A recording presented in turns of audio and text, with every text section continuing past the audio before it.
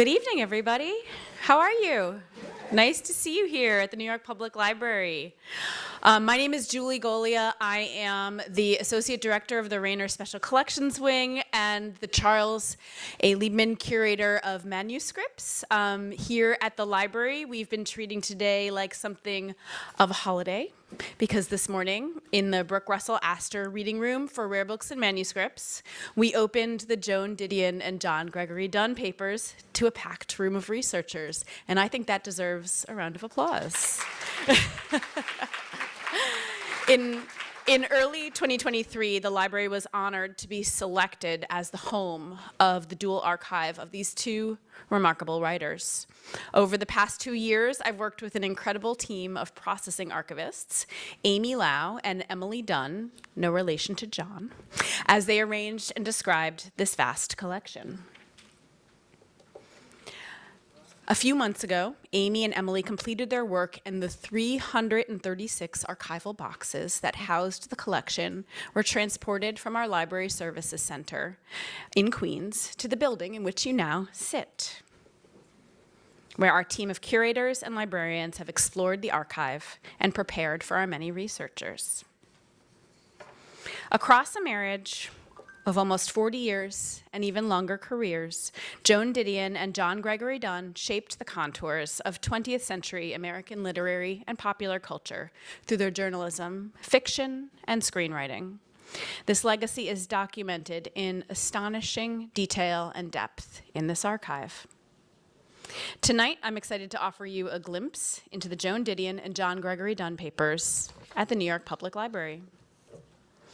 One of the most moving things about this archive is its coverage of Didion's life from her birth to her death.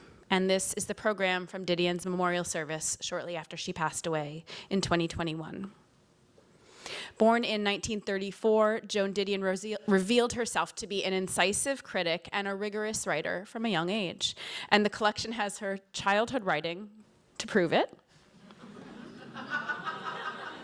Folks on our team are particularly taken by this essay, My Pet Peeve in People. I think we can all relate. She received an A for this in 1950. It is extremely difficult for me to pick a specific thing I dislike in people. Didion writes, I dislike everything about them, especially at 8:30 in the morning. However, after giving it considerable thought, I have come to the conclusion that I dislike people who can play the ukulele. This collection tracks the evolution of Didion's quietly confident, wry, descriptive writing style. And here we see example of her correspondence with her family during college and in her early years working at Vogue magazine. These letters are dry, clever, and darkly funny. She describes working in New York in sharp detail, reviewing literature she's reading, and providing quips about everything from fashion to friendship. In this letter, addressed to Mother, Daddy, and her brother Jim, she writes, enclosed is a clipping from the bazaar showing in violet the little black dress I bought in January that has been such a success. It looks slightly different on me because it is slightly too small for me, wherein lies the success of it all. Didion's personal correspondence continues throughout her life, culminating poignantly in hundreds of notes of condolence that she received upon the death of her husband and daughter, Quintana Roo, in 2003 and 2005, respectively. These letters, unsurprisingly, read like a who's who of popular culture and literary culture. Here we see personal notes from writer and producer Nora Ephron and actress Natasha Richardson.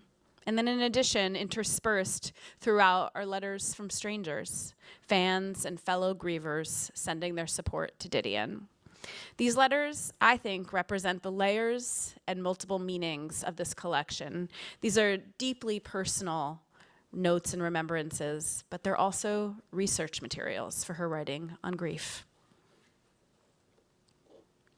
Another strength of the collection is the breadth and uniqueness of the photography capturing Dunn, Didion, their family, and their inner circles. Didion's look was, in a word, iconic.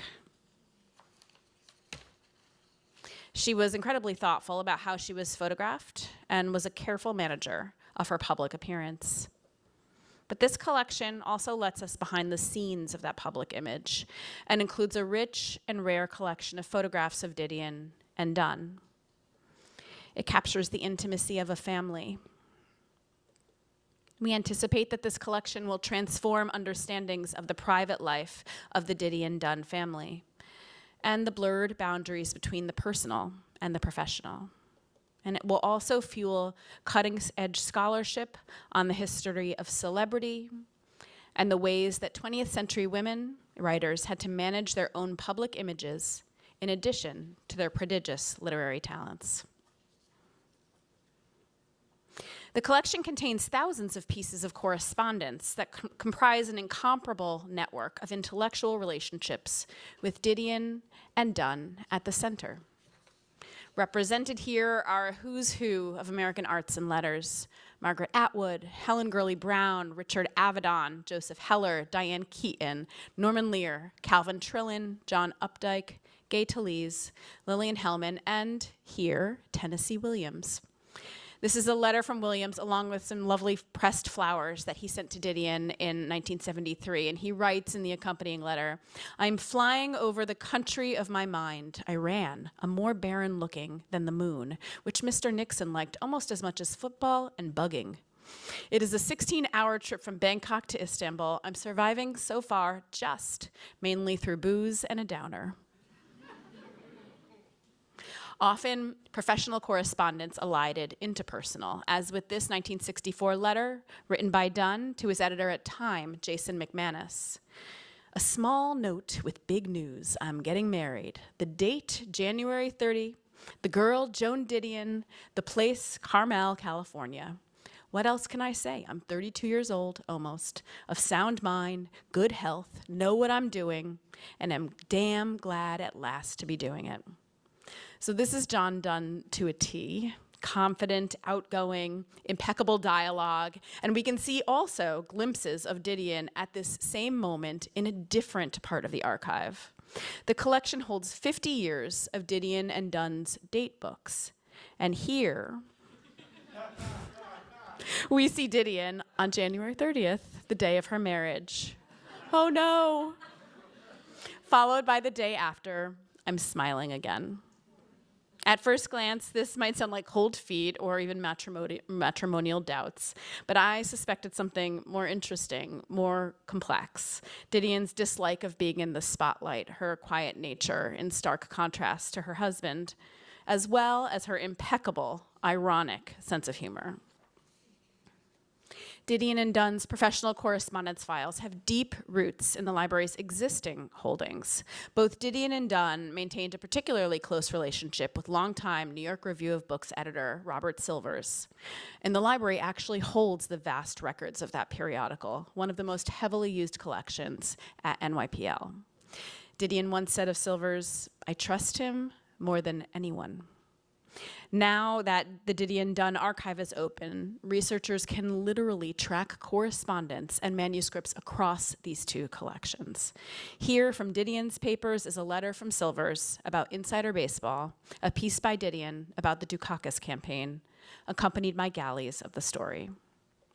And Didion and Dunn are present across so many of the library's existing holdings in the archives of The New Yorker, the New York Review of Books, Knopf, Farrar, Straus, and Giroux, and the papers of Camilla and Earl McGrath, Renata Adler, Jean Stein, and if anybody can recognize this handwriting, anyone?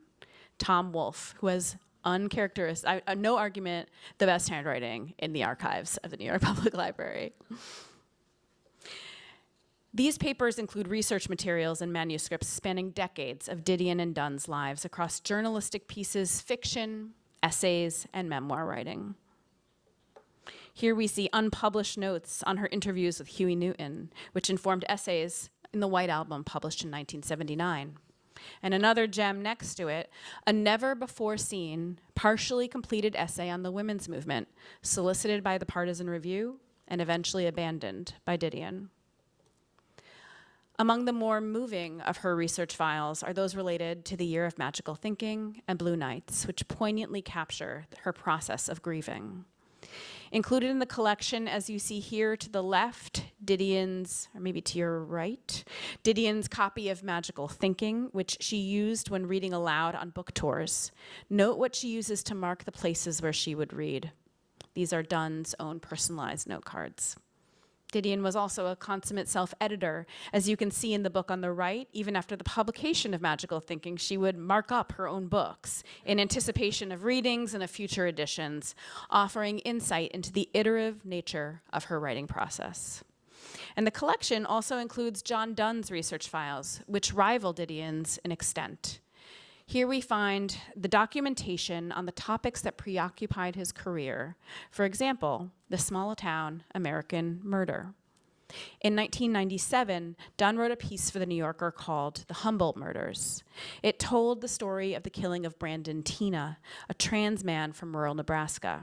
If this sounds familiar to you, 2 years later, the story was adapted into the Academy Award-winning film, Boys Don't Cry. During his research, as was typical for Donne, he struck up a correspondence with Tom Nissen, one of Teena's killers.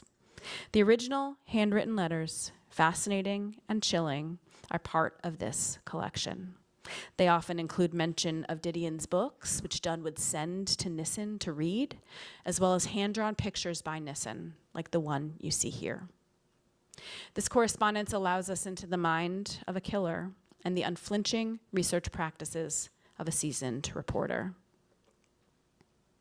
John Donne and Joan Didion's most significant and prolific partnership was rooted in Didion's beloved California, and specifically in Hollywood. And as we're going to hear from Alyssa Wilkinson tonight, Donne and Didion co-wrote a number of acclaimed screenplays, including an early draft of the 1976 adaptation of A Star is Born, an adaptation of Didion's own play It As It Lays, and the 1996 Robert Redford, Michelle Pfeiffer hit Up Close and Personal. The collection includes multiple versions of the 26 scripts they collaborated on, with handwritten annotations by both. It offers in-depth documentation of the editorial partnership and their impact on American popular culture. This collection, as I think you can tell, is very close to my own heart as a scholar of gender, journalism, and popular culture. Those of us who study the history of women understand deeply that the personal, the professional, and even the political cannot be untangled. Didion's career is deeply tied to her complex partnership with Donne, her timely critiques of modern American culture, her ability to fuse the literary and the journalistic, and her self-reflective meditations on grief, which are at once personal and universal. That's why I'm thrilled to be here today with you to celebrate our newest NYPL holiday, March 26th, the opening of the Joan Didion and John Gregory Donne papers, and the beginning of what we think will be a remarkable golden age of scholarship on these two literary lions. And the best part is we would love for you to be part of this, this moment of scholarly creation. If you'd like to get started with archival research at the library, you can reach out to us at manuscripts@nypl.org. Or you can pull out your phone right now, use this QR code to begin to explore the collection's finding aid yourself. Now, on to the main event. Live from NYPL is made possible by the continuing generosity of Celeste Bartos, Manaz Isfahani Bartos, and Adam Bartos. Thanks also to each of you for your support of the New York Public Library through programs like this one. We hope to see you soon in the archives. And please join me in welcoming Aidan Flax Clark and Alyssa Wilkinson.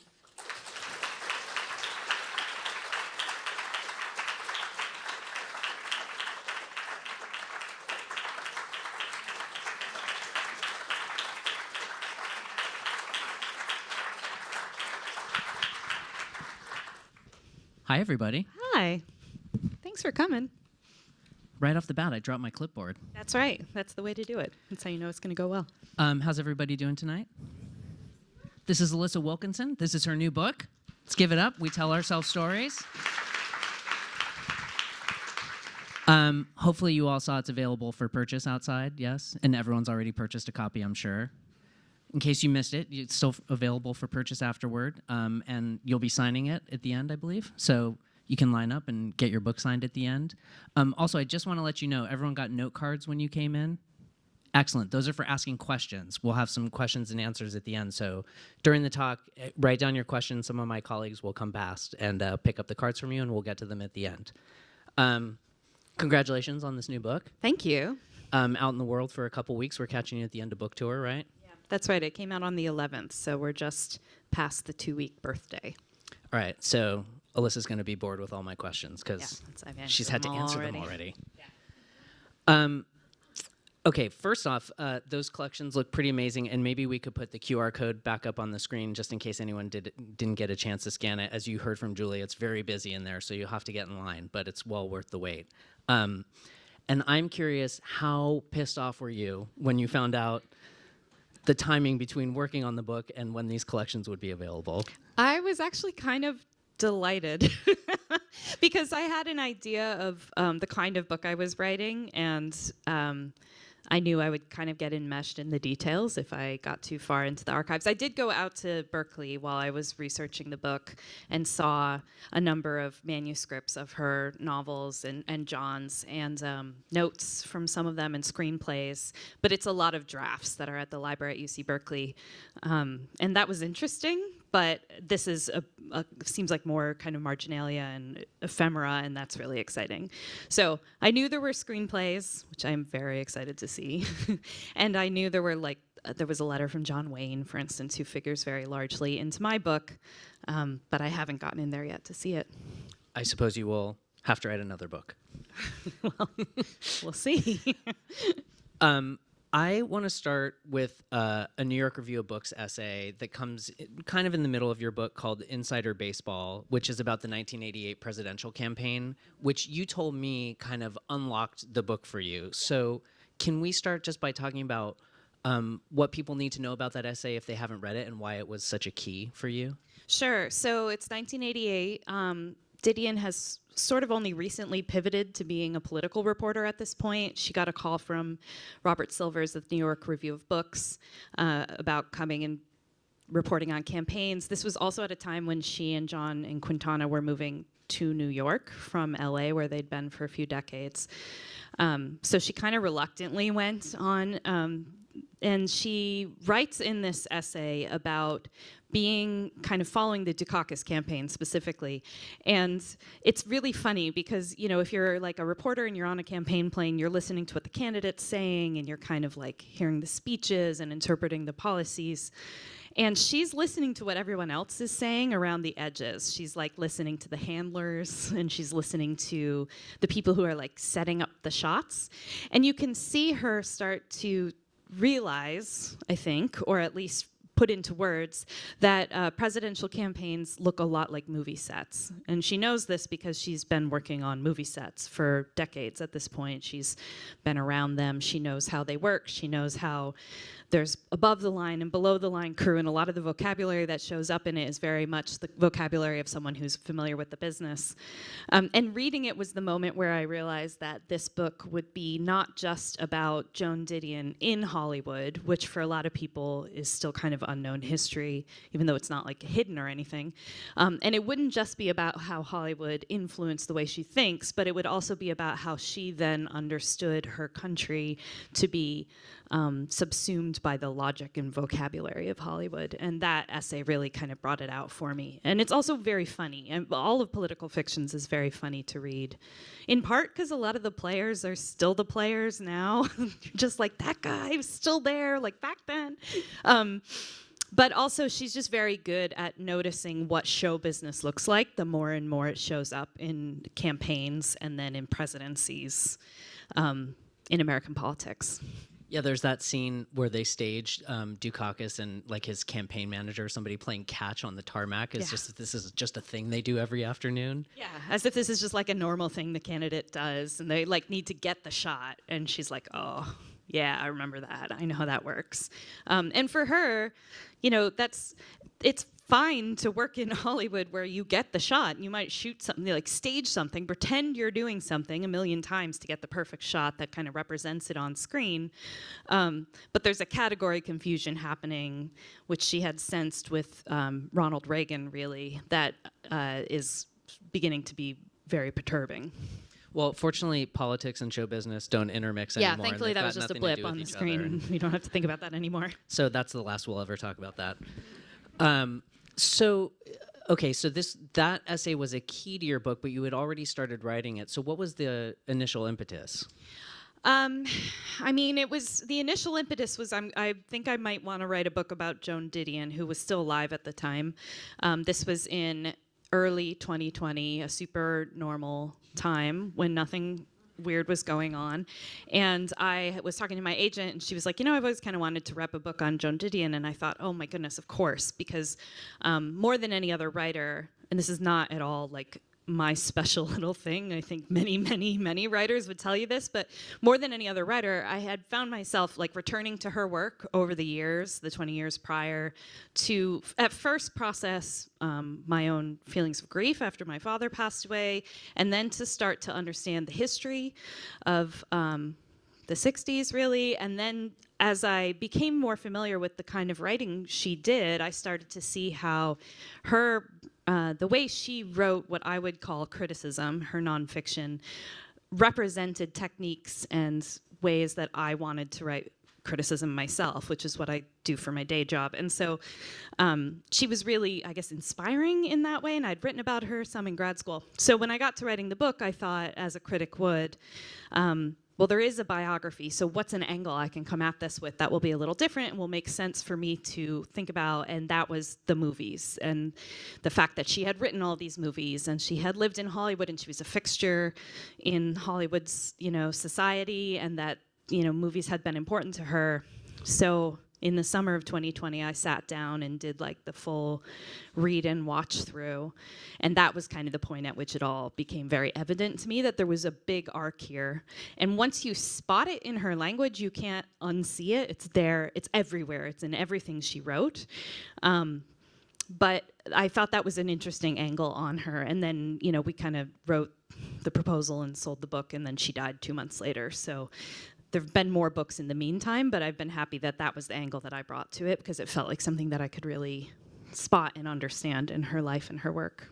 Yeah, I did not that level of deep dive, but a shallowish deep dive, A the midi dive. mini dive like the last week. And that really does stick out, just from the very beginning, her sort of obsession with the characters that people inhabit, and the sort of the narratives that they create versus the like actual storylines that are happening to them. Yeah, I mean, Goodbye to All That is an essay that a lot of people have read, and if you've ever thought about leaving New York, they make you write one to like decide if you really want to leave New York. I wrote one and I didn't leave.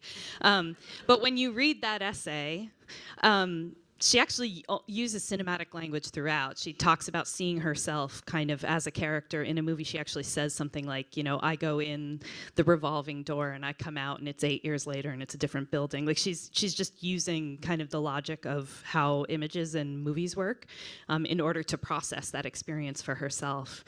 So it was very clear to me once I started matching up dates and understanding, in particular, her great love for John Wayne. It became very clear to me how this was a guiding logic for her. All right, well, I wanted to talk about Martha Stewart next, but you mentioned John Wayne, so let's, okay. that's the eternal choice between Martha Stewart and John Wayne. Two genders, as they say. So I think you say in the book that people are surprised to find out how much she loved John Wayne. I mean, I think I was surprised to find out how much she loved John Wayne. She loved John Wayne. If you haven't read John Wayne, A Love Story, which is literally the name of her essay about him, it's very good. She wrote it in her 30s, shortly after they moved to Los Angeles. But in it, she kind of writes about some of her obsession with John Wayne and where it came from, which was her father was in the Army Air Corps, and when she was a kid, like 8, she had a boring summer, and she and her brother would watch John Wayne movies in the airport hangar on base that was serving as the movie theater.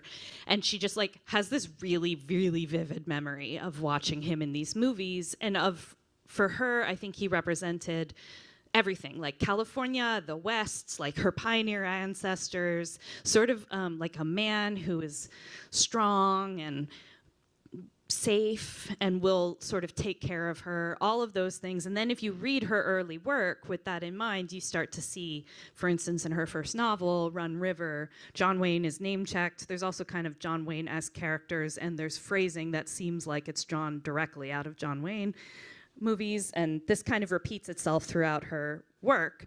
And so by the time she's writing about him and she meets him, and I guess there's a letter in the archives that he wrote her after he read the article, but she met him after he had a cancer scare, which he hid from the public at first, and then later said, actually, I'm going to use this to encourage people to not stop smoking, but get scanned for lung cancer, which I guess is something, right? To smoke 3 packs a day instead of 17. Instead of 5. Moderate your intake. But it does feel like you can hear her kind of rattled in the essay over the fact that her hero, you know, can actually be licked, as she puts it, by something, and that something is lung cancer, which is eventually what took him.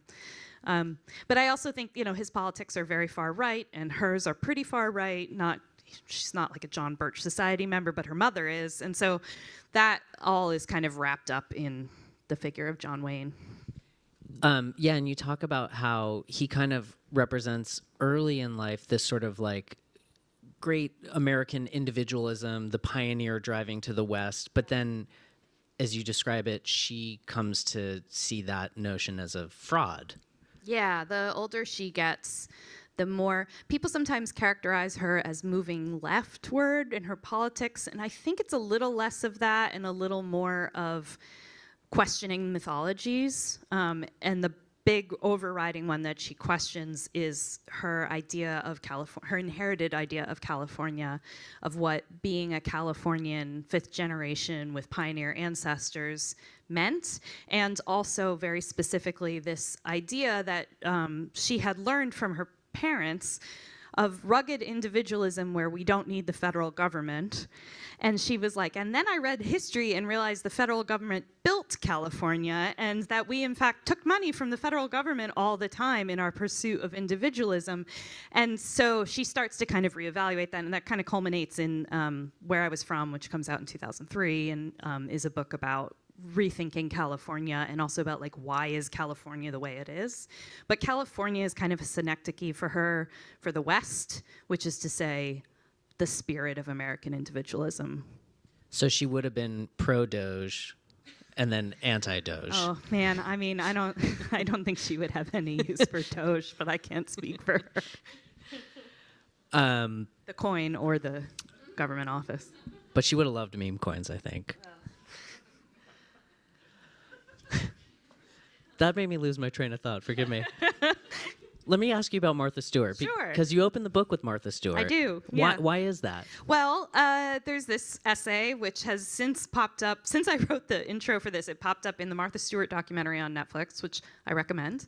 And also, Gia Tolentino wrote about it for the New Yorker's 100th anniversary. So you may have run into this essay by now. But in 2000, she wrote an essay about Martha Stewart, and it's also kind of like Martha Stewart's website and brand. It's like a website, you know? And like, okay, yeah, I guess that makes sense. And a lot of the essay is devoted to thinking about the mythology of Martha Stewart, the idea of a single person being a brand, and I think most importantly, the notion that we've come to call parasocial relationships that's kind of fostered on the internet, where you see a person and you project onto them ideas about what you want them to be, and also something that they're projecting back at you. And Martha Stewart is like a genius of this kind of personal branding. It's a really interesting essay. I very much recommend it. And I also very much think it is the place where Joan Didion writes about being Joan Didion and having people have fan-style parasocial relationships with her. I mean, this is prior to her kind of late iconography and celebrity and the Celine campaigns and all of that. But she had been, she talks about in interviews being a figure that people like would come up and be crying and ask for advice from her. And she was like, why are you doing this? Like, this isn't really what I'm here for. And, you know, it isn't really if you read her writing, but her writing is in many ways spacious enough that it's easy to read it as speaking directly to your situation, even if it isn't at all. So I think there's an aspect of this essay to me that reveals at least something that she would have thought about that movement. And also, I think it's significant because politics itself has become kind of a fandom parasocial relationship kind of situation. And I think she spotted how celebrity television images can make that possible for us just because of the way we interact with images today. Yeah, when you were saying the thing about the sort of brand based on an individual and her sort of discomfort with that, I was like, man, let me not tell you about 2025. Yeah, seriously. So as you were saying, she was conservative and maybe like more conservative than people actually understand. Is that a fair assessment? I think so. I mean, there's been a lot written about her. And it's not like conservative the way we necessarily think about it today or what that means, but she does write in the introduction for Political Fictions, which was published on September 11th, 2001, that she would have like voted for Barry Goldwater had he stayed the same age and run in every election since he lost. She was a huge Goldwater girl, and I think that's tells you something about what she saw in him and what she valued in a political leader. But she deregistered from the Republican Party and registered as a Democrat after the California Republican Party embraced Nixon. And she says she was like shocked. I wish I could remember the phrasing, but it's like shocked and to a degree personally affronted by their embrace of Nixon. She deregistered and she had no use for Ronald Reagan whatsoever. But when you read her writing on Reagan, which is very smart and very incisive, it always is about his style and what he represents, about the fusion of entertainment and politics, even like much more than it is about anything like policy in particular. It's sort of like, we have to take a step back and even look at what this represents, that it exists. And then you see that again in her writing, especially throughout Political Fictions. Bill Clinton, no. George W. Bush, absolutely not. And there's all these kinds of pieces where she is looking at the way they are styling themselves for the camera, not like what they look like, but like what they're doing and how they're trying to capture the eyeballs of the thin slice of the electorate that actually matters. So yeah, I mean, that's all kind of there. And I think, a lot of her late writing that does touch on political issues and policy is really incisive in part because she's not really writing ideologically. She's writing about the reception of these headline stories. Like she writes an essay very late about Terri Schiavo, which I had no idea she had written this, and I read it kind of late in the process, and it was almost shocking to read because it's really, really, really wise about how a story like this woman who's, on life support and has been for 15 years, how does that become a national story? And how do we end up in a place where every ideological group is trying to score points by using this woman's family's private grief over what's happened here? Yeah, I can yell, but I shouldn't because I'm being recorded. Yeah, so I think that's really representative of the kind of writing she does. But that Goldwater comment is pretty revealing, I think. I can't remember if this is in the Dukakis essay or in the intro to Political Fictions, which I had never read before, and if anyone in here has never checked it out, is very well worth your time. Great book. But she said, oh no, it must be in the Dukakis one. She says, it was clear in 1988 that the rhetorical manipulation of resentment and anger designed to attract target voters had reduced the nation's political dialogue to a level so dispiritingly low that its highest expression had come to be a pernicious, I have the broken one.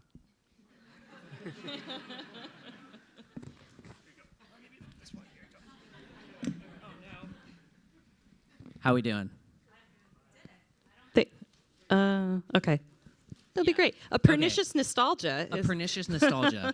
So anyway, a politics of anger and resentment aimed at a small group of people. Yes. Pernicious nostalgia. In 1988. That is from the intro. So, I mean, because she's writing that like 12 years after she even wrote that first essay. Pernicious nostalgia is a phrase that starts coming up in the late 80s and continues coming up throughout her work. And she even calls her first novel, Run River, Pernicious Nostalgia, which is pretty funny. A great book, I think, but I understand what she's saying because it's full of that California mythology. Yeah, I mean, she's like, I could see in 88 what has continued to be true and has only kind of gotten worse. One of her best essays in there, or well, maybe it's not even one of the best, it's just the one that tickles me the most, is a review of Newt Gingrich's books, which is basically just quoting from the books, and it's like, it's devastating, but it's hilarious because it's his own words, and she's excellent at finding the phrase that's revealing. And, Gingrich, of course, is the one who figured out how to essentially turn C-SPAN into a place that he could use as a bully pulpit. So she knew exactly what this guy was about and had his number. Also, he was obsessed with certain blockbuster movies, which is including John Wayne movies, as it turns out. So much of this book is about film and Hollywood, so maybe we can turn a little bit to that. And another thing that you say people are surprised by is how much film criticism she wrote. Yes. Mostly because it hasn't been published in places other than Vogue. I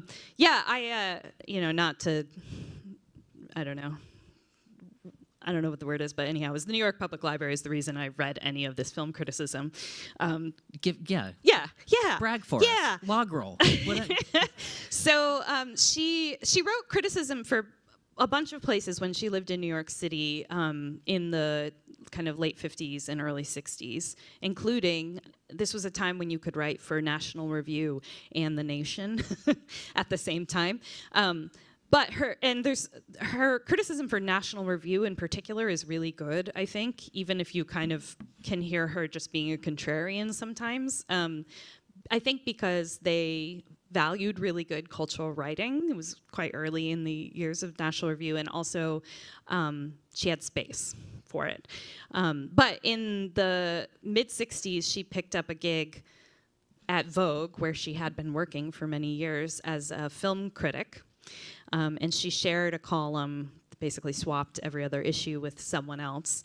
For a brief period of time, that someone else was Pauline Kael, pre-New Yorker, and they became frenemies. Or I think enemies. I mean, I think they would have been frenemies if they'd lived in the same city, but they were too much alike to like each other.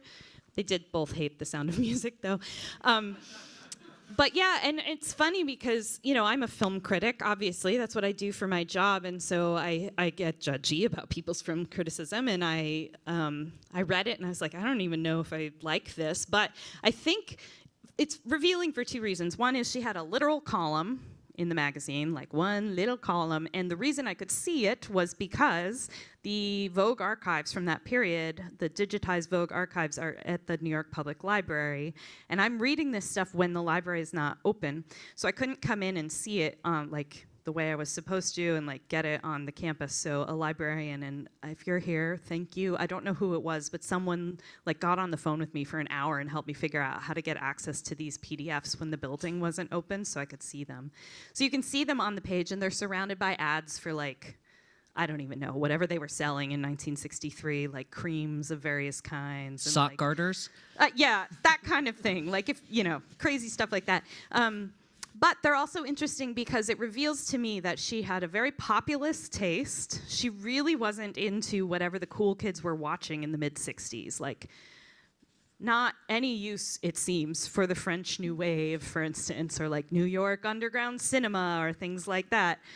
She, in one place, gets really mad about directors who make actors act against type. She's like, we don't come to the movies to see that comedic actor do a dramatic role. Are you kidding me? Like, we came because we want this guy to do the thing he does. That's why I'm here. And I was like, point taken, And she says, basically, I like moments. I want my movies to have moments. She capitalizes moments. And I want to feel that swelling. I want to feel like the sort of the sentimental thing.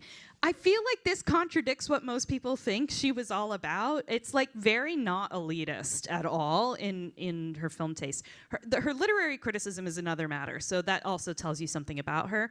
But I think that helps me to understand why she felt so offended by seeing Hollywood ideas and production values and arcs and characters slip into the broader discourse, because to her she was like, this is just entertainment. Like, we just go to have fun and we see John Wayne do his thing, or like somebody tap dances or whatever, and it's silly.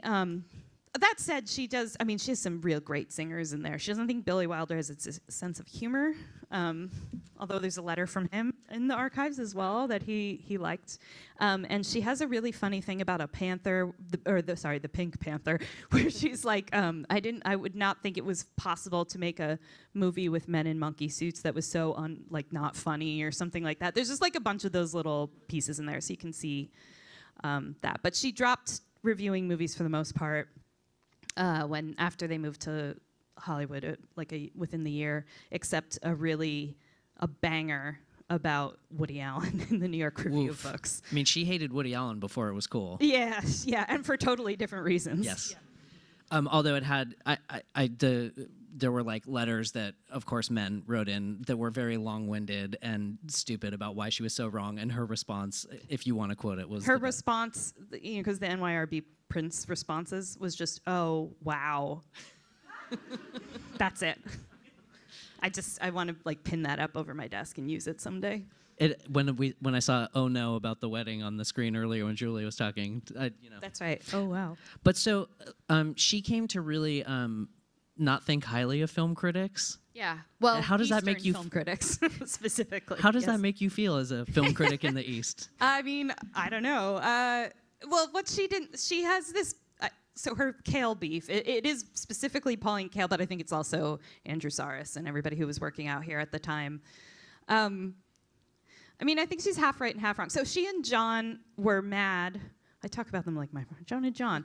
Didion and Dunn were kind of like irritated with, or picked fights, I guess, with Eastern film critics, New York film critics, because they felt like they didn't understand how the business worked. They were like, you've never written a screenplay. You clearly, I think is really about the auteur theory, honestly. They're like, you clearly think and talk like a movie is the product of like one guy and a bunch of people who work for him. And we know, and if you've read Monster, John's book, you can see this in action. We know that this is like art by committee. It's just like, if a character is this way, it's probably the whim of some studio exec, not really having anything to do with the artist or the director or the writer. Why would you attribute it to them? John has a line about Pauline Kael where he's like, she's always mistaking like the tuba solo for the cellist or something like that. And Kael like claps back and is like, play it as it lays is ridiculous.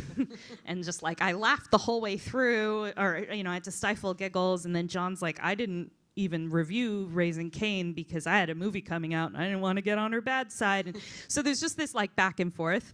But I think that, as a critic, I would say it is important to know how the sausage gets made, and you can only kind of attribute so much agency to certain people on a movie set, but also like, it's the director that we're talking about most of the time. And then meanwhile, they have this screenwriting career. They write a lot of scripts people have heard of, Panic and Needle Park and A Star is Born and a lot of others. But they're like not that great. And yet they have a very successful career. Yeah, I mean, well, I don't know if you know this, but most Hollywood movies are not that great, actually. So, they're fine. They're fine. That's basically how I think about them. I mean, Panic and Needle Park is a legit awesome movie. That's a really good movie, and they're always working with really great actors, and sometimes with great directors and sometimes with interesting directors. One of my favorite facts is that they wanted Sam Peckinpah to direct Play It As It Lays, which it's a really interesting movie. It's playing at Film Forum. You can go see it, but that would be a wild movie. And I just showed Star is Born with Barbra Streisand and Chris Christopherson, that one. They wrote the screenplay for that. Or they kind of wrote it and then it got taken away from them. and John said it's our beads, but it's not our necklace, or something about the final result. But they're very kind of interesting movies. Like, I think that's what it was. It's an interesting period in Hollywood that they're working in. They're working in, you know, the 60s and forward. So there's so many changes and shifts. And I would say the thing their screenwriting does show is range. Because, you know, to get The Panic in Needle Park and Up Close and Personal from the same people is a really interesting thing. And despite the fact that they each adapted one of their novels, Played As It Lays and True Confessions, there is kind of a through line through their work. So yeah, I mean, it's, you know, they were successful and they doctored screenplays and they did a lot of punch-ups and that kind of work. Right, they talked about starting the punch-up company with Elaine May and the fourth person, I forget. Yeah, Peter Fable, I think. Yeah, with Elaine May and they were going to start a company where they were like, we're going to be like lawyers, we're going to bill by the hour, and people can come to us when they need rewrite jobs, and we're going to call ourselves, I think DBA is what they said they were going to call themselves, and then they got together and they realized that they all like were too close to everybody in the business, and there was no possible way for them to do this, so they just gave it up. But it is a funny, imagine Joan Didion and Elaine May and, you know, John Dunn and the fourth guy working together. It's a funny mental picture. The funny thing, so one of the things I did preparing for this was rewatching Griffin Dunn's documentary, which is very good. But there's a part in there with a film producer, and their name escapes me, but they're talking about when Didion and Dunn were living in Malibu, and they would like have all these parties, and they describe it as like a really hot atmosphere of like debating art, and Warren Beatty's there talking about the auteur theory and whatever. And then I'm reading your book where they're like, yeah, it's like, you know, it makes us money and it's fine, but like, you know, we just want every actor to play their type and give us a moment. And do you think like they were just kind of watching all this bemused? Do you think they cared about the art in that way? They definitely, they were people who liked movies, you know. I think it was the work that they talk about with a little bit of like, whatever, it's fine, we need to pay private school bills. That's how they talk about it. We need insurance is something that comes up quite a bit. So Calvin Trillin in the doc says if they had a religion, it was the Writers Guild insurance. Yeah, I mean, and I get it as a former Writers Guild member myself. But they were the center of literary LA, which might sound, I don't know how you're from LA, but like, it's not very literary. But you know, it is apparently. And they, you know, and they were writing novels and, you know, nonfiction at the same time that was highly praised and well regarded and all of that. So all of these things come, and I get it. There's like work you do because you love it, and then there's work you do because you have to do that work. And as a writer, I've certainly done my fair share of like, I don't even remember reviewing that movie. It was just my assignment that month or that day. So I get that. But yeah, I mean, the stories about those parties are pretty wild. You mentioned Warren Beatty. This story I don't think appears in the book, but there's a pretty good story about him like flirting, obviously, with Joan, and like coming up to her at a party and being like, everything in the whole world is right here, to her hands, and her being like, no, and just standing up and walking away. He had a huge crush on her, right? Well, I don't know anything about Warren Beatty other than that he has had a crush on many women, and many women have reciprocated. His heart is full. It's bursting. He's a great artist. I mean, he's responsible for a lot. This is a very random question, but they wrote A Star Is Born that had Barbra Streisand and Chris Christopherson. You quote Joan Didion either reviewing it or mentioning it in a review, and then later John Gregory Dunn insists that they've never seen it. Yeah.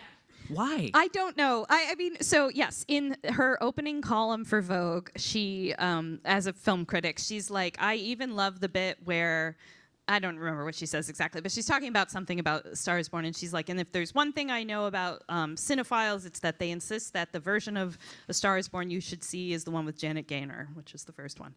And then, yeah, and that's in like 1963, I guess, or 4, something like that. And then 20 years later, John's like, yeah, we thought we might want to write Star Is Born, but the one thing was neither of us had seen it. But despite not having seen it, we thought we pretty much knew the outlines. And I was like, so did you or didn't you? Who's telling the truth here? But also, I think both of them, in both of those circumstances, are fully capable of having submitted to a little bit of hyperbole. And also, I will say, having just watched A Star is Born with Barbra Streisand, it is funny how, there's the plot is very simple for that movie. It's like, he dies at the end, spoiler. So you would know that. Like, I know what happens at the end of certain movies I haven't seen that I would never confess in public that I hadn't seen them. All right. Well, I won't press you for what those movies are. I wouldn't tell you. We have a few audience questions, but I'm going to ask you one other one, which is a bit random, but I like when people mention books that are less known than others. And you mentioned her novel Democracy, and you say it's her best work of fiction. It's another one I haven't read. So for people in the room maybe who haven't heard of it, what is it and why do you love it so much? I mean, like a lot of her novels, it's about a woman in distress in a South American country for some reason. But there's a lot of reasons I love it. I think it's like a really great book. And I don't really want to spoil it, but I will say the kind of end section of it has this love story that feels so big, of such Hollywood proportions, and then sort of a tragedy of such Hollywood proportions, that it's pretty striking. And there's a character in it, kind of the main male love interest, who feels very finely drawn for a man in her books to me. So it just feels like a big, beautiful book, and it is called Democracy, and that's it's meant a little bit facetiously, I think, in the book. So I just recommend reading it. I really don't want to spoil it for you, but I think of her novels, it's the one that I've enjoyed reading the most. I'm going to read it on your recommendation. Thank you. All right, we have some good audience questions. Tough one right out the gate. Joan Didion is claimed by New York and LA. Who's right? I mean, you should ask Sacramento that question. They've all been emailing me, why aren't you coming to Sacramento? She actually lived most of her adult life in New York. But I think there is an obvious harmony between what she represents and Los Angeles. It's the movie thing, really. And, we know LA is basically a company town. One of the things I've always appreciated about living in New York is that there's tons and tons of people I know and love here who don't think or care about movies at all. Just impossible to think about in Los Angeles. And that's good for me as a movie critic. But I think vibe-wise, can I put it that way? Vibe-wise, I think it's LA. But actually, I was counting years the other day, and I believe more of her adult years were spent here.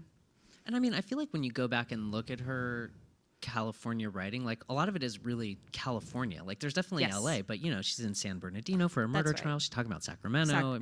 She's San Francisco obviously is a big part of it. That's true. That's very true. Yeah, it is California, but she does write about LA, and when she moved here, she would for the New Yorker, she would write about LA a lot too. So she was always kind of considered that person who had the pair of glasses that could interpret what was going on.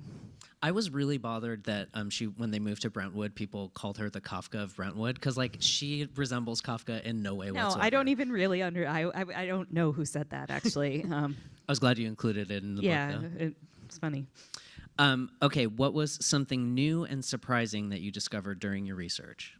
Okay, so there were a lot of things, obviously. I think the film criticism is a big part of it, but can I talk about this wild crossword puzzle thing? Please. So there's this essay that she wrote. A lot of her essays when she was living in New York and kind of figuring it out as a freelance writer on top of her job at Vogue, relatable, they're humor pieces. They feel like Nora Ephron pieces to me, honestly, a bunch of them. Some of them are even about domestic life. But there's this one that she wrote, and she's the gist of it is basically I was at a party, 2 martinis in, and a guy asked me if I liked doing crossword puzzles, and I was like, yeah. And suddenly I found myself doing a local cable channel TV show where you do crossword puzzles live in Newark. And that's I think it's called When It Was Magic Time in New Jersey. I want to say that's the name of that essay, but it's just this like weird essay where you're like, what is this? And it feels to me like the early, do you remember XO Jane? And it was like, it happened to me, you know, this crazy thing, or like I went on this bizarre date. And that's very much the vibe of that essay. So it was funny to me to realize, because I don't really think of her as that funny of a writer, that she like could have been a comic writer completely if she wanted to. And she obviously was just capable of a lot more modes. But that was really funny to me. You told me backstage that you noticed one of her funny tics is that whenever she hates someone, she says their full name over and over again. On every mention, yes. She does that, and she'll also just quote, like I said, she'll just quote and quote and quote them, and she'll pile it up so many details or so many quotes that you know it's meant to be sardonic, shall we say. I'm going to slightly expand this question, but what would Didion think of Hollywood today and its relation to culture? And I'm going to add, and politics. I mean, and you have 30 seconds. I can't answer for her. Like, and the one thing I know about reading her for so long is that any opinion I expected her to have, she always had like some different opinion that was somehow better and more interesting and well suited to the time. But I think, I mean, the basic way I've been thinking about this is when she writes about Reagan, she writes about him as kind of the movies as like a business bleeding into politics. And when she writes about Clinton and Bush, both Bushes, but mainly W, she writes about it as like TV, the TV presidents, and like sort of directing all moments to appear in that format, TV news mainly. And now, I mean, what even is Hollywood? I don't really know. Like, you know, is it? I don't know. I think it's gone. It's still there. I was there last week. No, you're right. So, I mean, the moment now is designed around two logical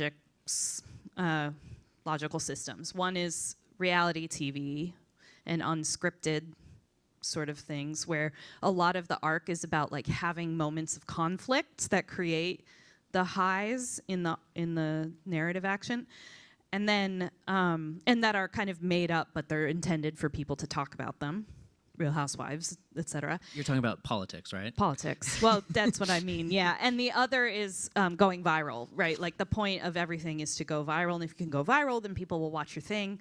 And even now, I mean, when we talk about TV shows at work, it's so different even from 5 years ago, because you're like, which TV show is going viral? The way you know it is you see like fan theories popping up on TikTok or something like that, and that's how you know Severance is a big show. So if you combine those two, I think you get the current political situation, shall we say, where it's sort of reality TV, manufactured conflicts, moments staged for the camera that are intended to go viral, and whether or not they're real is like completely immaterial, because people just kind of believe they are because they saw them on TV, even though they kind of know in the back of their head they're not.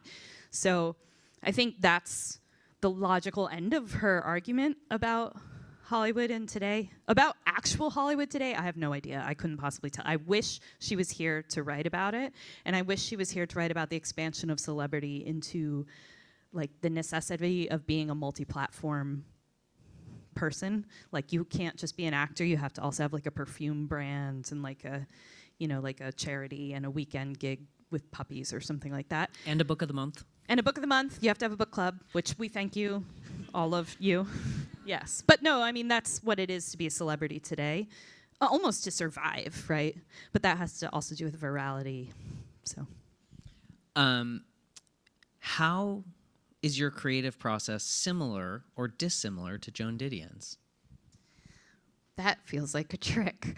Well, I can give you two examples. One is real and one is silly. The real one is she talks somewhere, and this doesn't find its way into the book, but she talks somewhere about how she hears the rhythm of her lines before she knows precisely what the words are in the lines, which sounds crazy, but I get it, because I definitely, I mean, half my writing time is spent trying to get the rhythm of the lead paragraph written, and it has to sound right to me in order for the rest of it to come out. This all sounds very mystical, but that's just how I work. Not everybody writes that way.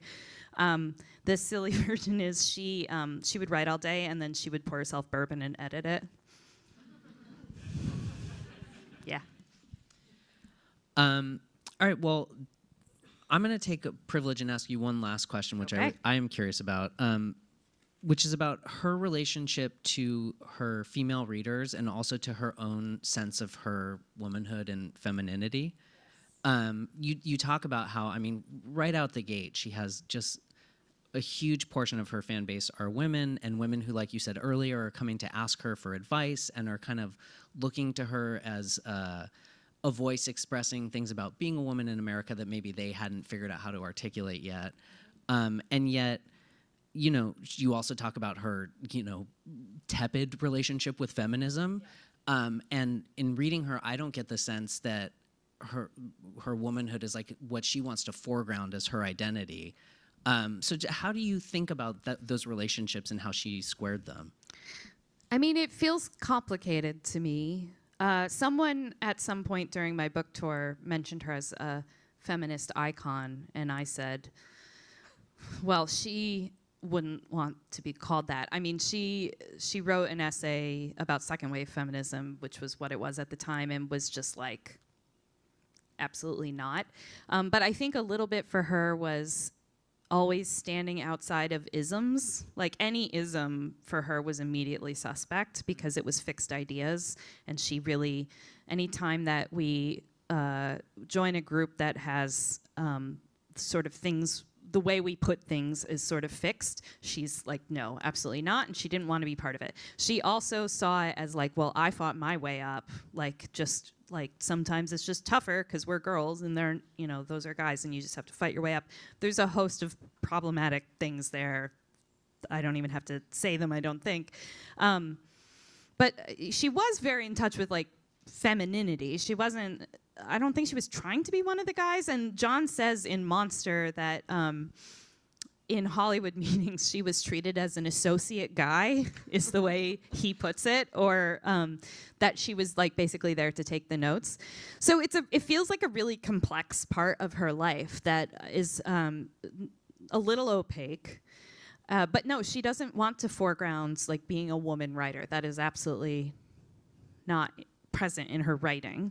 And yet she's often writing about women, and she is often writing about women and herself in the context of ways that women have to live in the world, whether it's like being a mother, being a wife, in her case, trying to navigate, like, you know, she writes early in Slouching Towards Bethlehem about a crime case where a woman murdered her husband, and just sort of all the like external factors that would lead someone to that point, very much informed by understanding what it is to be a woman in the world. So there's sort of two sides to it, and I think one of the most interesting things I realized while reading this book is that she is a very complex person full of a lot of seemingly contradictory ideas, that it feels like she was willing to hold in tension because they made her a more interesting thinker.